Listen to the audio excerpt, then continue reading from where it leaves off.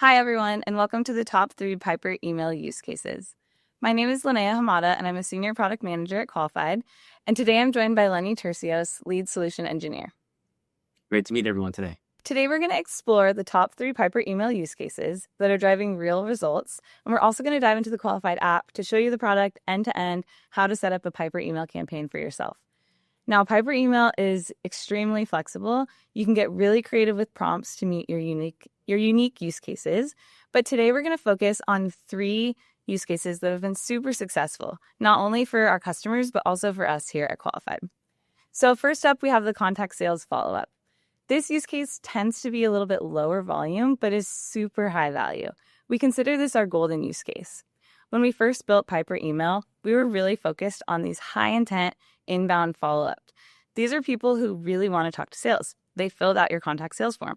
Or maybe they got offered a meeting and they decided not to book, or they were unable to connect with a rep in a live chat. Either way, these are buyers you can't afford to lose. This is where Piper steps in and sends an immediate, personalized, and contextual follow-up email. Speed here is everything because we know that 78% of leads go with the first company to respond, and SDRs can't always get to every inbound lead fast enough, especially when volume spikes. Piper is there making sure that all of these people who ask to talk to your team don't fall through the cracks. For this use case, we built an out-of-the-box template that's super easy to set up. You can get started in just a few minutes. And the results are great. We're seeing a huge impact. And for this use case alone, we're driving an incremental 17% meeting conversion rate for leads who were offered a meeting and didn't book. That's huge. That's a really quick win it turns interest from these leads into immediate pipeline. Okay, that's the first use case. Let's look at the second one, the demo request form. Whether your request comes through a qualified form or a marketing automation platform form, the moment a hot lead submits a demo form, Piper jumps in with that personalized follow-up instantly. Every lead will get a timely and relevant email, and no opportunity is missed. The value here is twofold. First, we have speed, same thing we talked about in the first use case, but also context gathering. Piper already has a ton of context about this lead, which she used to craft the original email, but she can also collect unique demo-specific requirements like product interest or integration needs, maybe timeline, and pass that along to the sales team to make the first call the most productive. And it's completely automated, so you can drive more meetings without adding more work for your team. And best of all, our customers are seeing a 62% meeting conversion rate when qualified leads go from the form meeting booker to a follow-up email campaign. That is pretty crazy, and there's a ton of value in this timely follow-up. You don't want to miss out on this use case. And finally, we have our event follow-up use case. This is where we see a big boost in volume in terms of email sent, and Piper really shines in terms of coverage. So let's be honest, your SDRs might not be working your event leads because they have more high priority leads to work. An event is over, and a follow-up might not happen. With Piper, every lead gets a follow-up, and it's so important that you've invested all this time into the event to make sure that lead is getting followed up with. At Qualified, we've been using this exact use case, and it's changed the way we've worked event leads. Even better, Piper doesn't stop at email. If the same visitor comes back to the website, Piper will recognize them and send a personalized and contextualized greeting in the messenger. It's a full circle omni-channel experience for the buyer that meets them wherever they're at in the journey, whether they're doing a little research after the event or they're actually ready to buy. And since a lot of these leads wouldn't get worked otherwise, everything Piper books here is incremental pipeline. So today we want to show you this exact use case, and I'm going to pass it over to Lenny, who's going to give you a demo of how to set it up in Qualified. Lenny, over to you. Thanks, Linnea. So today, as she talked about, let's dive a little deeper into one of the use cases here, specifically the event follow-up use case. Now, a reoccurring theme I've said multiple times, a lot of people understand is AI is meant to scale so a human can focus on those most revenue generating activities. Now, I say that because for the inbound use case, for the event follow-up, we understand boot scans, people registering and not attending. There's this wide sea of different leads of who to speak to, who to reach out to. Speed to lead is the name of the game. So what we're talking about is a human, like we can trust them to focus on those most revenue generating tasks, those accounts to follow up with. But that C, we want to be able to scale via AI. And in the case here, we're understanding there's a marketing event and there's a sea of leads that didn't attend. Let's not wait hours or days to respond to them. And let's understand in that reoccurring theme of AI scaling, What is that specific audience we want to target to? So you see here, we get creative to understand, you know what? Maybe it's specific target account lists, specific ABM tiers. Very importantly, as we integrate with your tech stack, maybe sales engagement is part of that sales engagement or it's part of that tech stack. Meaning, you know what? We want to make sure they're not actively in a sequence or a cadence. This is that, again, unification, understanding. AI email is meant to scale based off your go-to-market process, truly acting as that agentic layer. In here, continuing in this back end, this is where maybe opportunity information is relevant. And then where it really gets creative is, who is that sender? Meaning, do we want to send it on behalf of an AE? Their inbox is connected. They can see that email in their inbox. And when there's a reply, they have that visibility. Or do we want to send it on behalf of Piper, the AI SDR? And she's going to continue to handle those replies as well.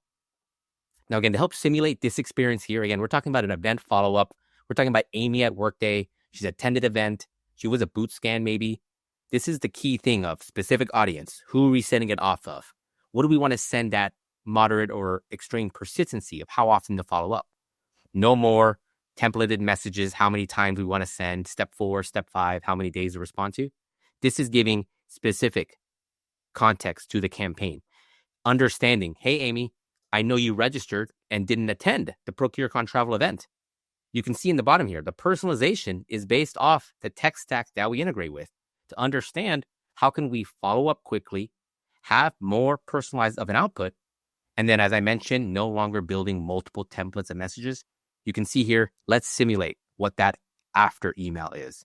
It's not building multiple steps, trying to have reporting on where we see engagement, but maybe based off visibility on the website, you're coming multiple times. Maybe we see your account is surging with intent, multiple colleagues from your company are coming. Or maybe there's a reply. Amy's responding to Piper, who responded right away based off the audience targeting that you set. In here, she's saying, thanks for reaching out. I'm curious about pricing. Okay, maybe pricing is an information we want Piper to continue to having. Maybe this is where we hand off to a human. You know what, Piper? Thanks for your interest in Brex regarding pricing. We can talk a little bit about, again, the configuration, the content that she's ingested. But Lenny, one of our team members, will also reach out for further assistance.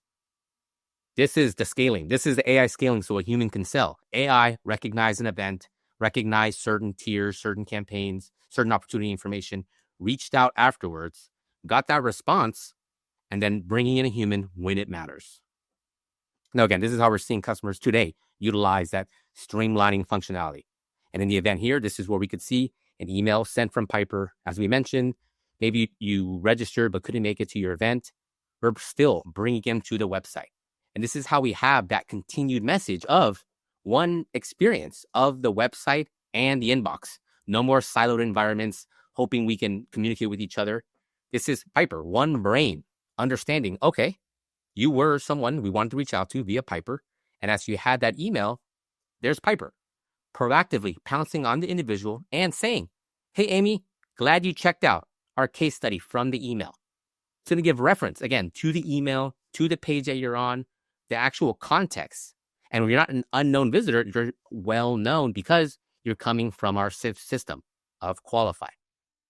Now, again, this is that piece here. Again, we're talking a little bit behind the gear of the event follow-up use case.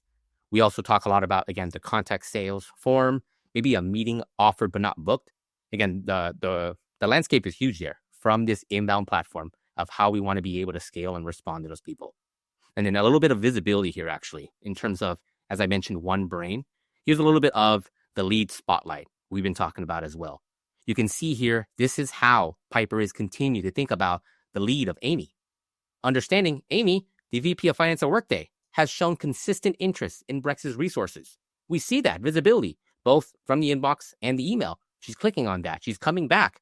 We can see those next steps that we're gathering in terms of how should we begin to continue that chat conversation and perhaps continue to engage her in the event follow-up email campaign. Yeah, this is where we're seeing customers really scale resources so the humans, as I mentioned multiple times, can really focus on those most revenue-generating tasks. Thank you very much for your time today. Happy to jump into the back end and hope to have future conversations with more of you. Thanks, Lenny. That was amazing. So to quickly recap, the contact sales and demo request form are your go-to place for converting high-intent traffic. They're fast to implement, and they drive measurable pipeline. And then event follow-ups, they fill the coverage gaps when capacity is limited and ensure that your program scales beyond the bandwidth of your team. There's so much that you can do with Piper Email. You can get creative, but we really hope that these 3 use cases are a great starting point for your team. Thanks for joining us today, and we'll see you next time.